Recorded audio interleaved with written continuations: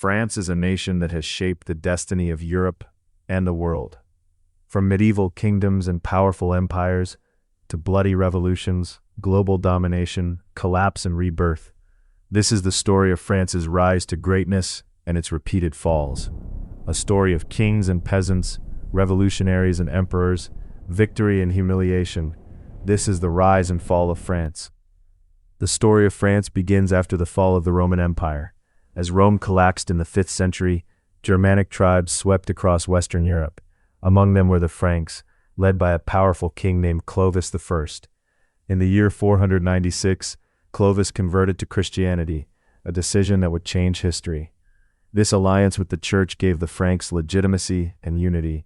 Paris became a political center. The foundations of France were laid. But unity did not last long. After Clovis's death, the kingdom was divided among his sons, a pattern that would haunt France for centuries. In the 8th century, a new leader emerged, Charlemagne. Charlemagne expanded Frankish territory across modern-day France, Germany, Italy, and beyond. In the year 800, he was crowned Emperor of the Romans by the Pope.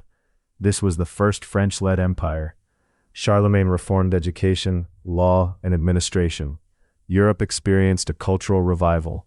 But once again, after his death, the empire was divided. The Treaty of Verdun in 843 split it into pieces. West Francia would eventually become France. Medieval France was fragmented. Kings ruled in name, but real power belonged to feudal lords. Yet slowly, French kings strengthened their authority. The Capetian dynasty ruled for centuries. Paris grew richer, the monarchy became more centralized, but disaster struck in the 14th century. In 1337, war broke out between France and England. The 100 Years' War devastated France. English armies burned villages. French knights were slaughtered at battles like Agincourt. France seemed finished.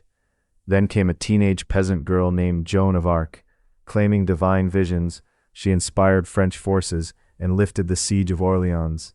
Though later captured and executed, her legacy saved France. By 1453, England was expelled. France survived. France entered the Renaissance. Art, science, and architecture flourished. Kings like Francis I sponsored artists and thinkers. Later came Louis XIV, the Sun King. He ruled for 72 years, the longest reign in European history. Versailles symbolized unmatched royal power. France became Europe's dominant military and cultural force. But absolute power came at a cost.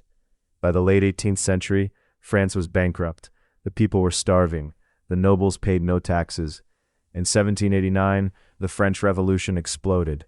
The Bastille fell. The monarchy collapsed. King Louis XVI was executed. France abolished centuries of royal rule. But freedom descended into chaos. Out of the chaos rose Napoleon Bonaparte, a military genius. Napoleon crowned himself emperor in 1804. France dominated Europe. Its armies marched from Spain to Moscow. But ambition led to disaster. The Russian campaign destroyed his army. In 1815, Napoleon was defeated at Waterloo. France fell again. The 19th and 20th centuries brought instability. France lost to Prussia in 1871, won World War I, but at enormous cost, collapsed quickly in World War II under Nazi invasion. Yet France resisted. It rebuilt. France has fallen many times, but it has always risen again, from tribes to empire, from kings to republic. The story of France is not just about power, it is about resilience, and that is why France still stands today. France had been born from the ruins of Rome, but being born was not the same as being powerful. The land was still divided, the people were still fragmented, and the future of France was far from secure. Yet from this uncertainty, a new force began to rise. In the late 5th century, a young Frankish king named Clovis I took power. Unlike many rulers before him, Clovis understood something crucial. Power alone was not enough. In 496 AD, Clovis converted to Christianity. This single decision changed everything. By embracing Christianity, Clovis gained the support of the church and the Roman population. Religion became a tool of unity. Through conquest and diplomacy, Clovis united much of Gaul under his rule.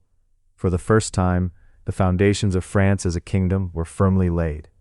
After Clovis, France went through periods of division and weak leadership, but in the 8th century, a new dynasty emerged, the Carolingians. The greatest of them was Charlemagne.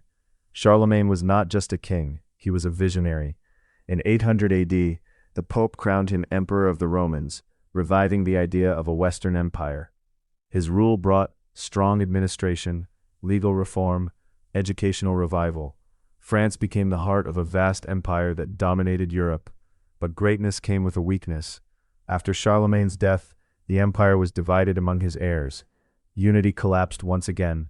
The Treaty of Verdun 843 split the empire into 3 parts.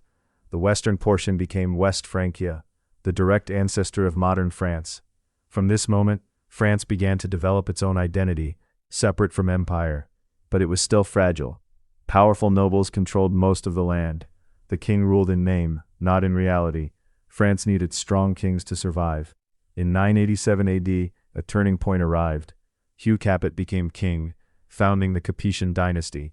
For centuries, Capetian kings worked patiently to strengthen royal authority. They expanded royal lands, they weakened feudal lords, they made Paris the political heart of France. Slowly, power shifted from castles to the crown. France was no longer just surviving, it was rising. By the 13th century, France had transformed. It had a centralized monarchy, a growing army, a national identity. People no longer saw themselves only as subjects of local lords. They began to see themselves as French. France had completed its rise, but its greatest test was still ahead, and it would come through war. If you enjoyed this documentary, like, subscribe, and share for more epic world history stories.